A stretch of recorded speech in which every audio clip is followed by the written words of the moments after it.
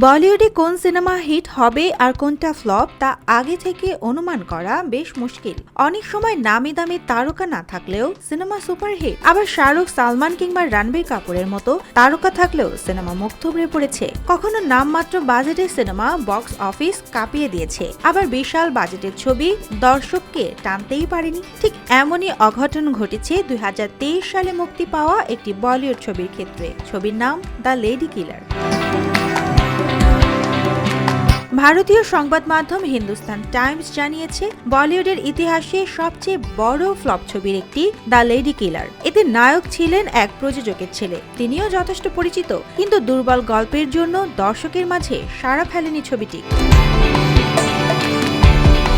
অর্জুন কাপুর আর ভূমি অভিনীত এই ছবিটি বাজেটের দিক দিয়ে ছিল বেশ বড়সড়, ৪৫ কোটি টাকার বাজেটে সিনেমা এটি। কিন্তু শুনলে অবাক হবেন, এই ছবি ভারত জুড়ে মুক্তির প্রথম দিনে বিক্রি হয়েছে মাত্র ২৯৩টি টিকিট। হ্যাঁ, ঠিকই শুনেছেন, ২৯৩। প্রথম দিনের আয় ছিল মাত্র ৩৮,০০০ রুপি, আর মোট আয় দাঁড়ায় মাত্র ৬০,০০০ রুপিতে।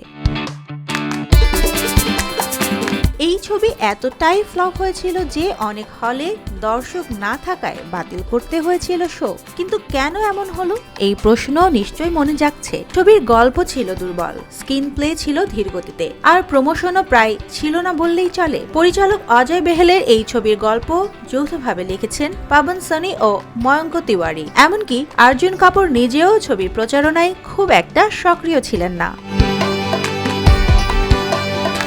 এত বড় বাজেট, পরিচিত মুখ, তবুও এমন বিপর্যয়। দ্য লেডি কিলার এখন বলিউডের ইতিহাসে অন্যতম ব্যর্থ ছবির তালিকায় রয়েছে।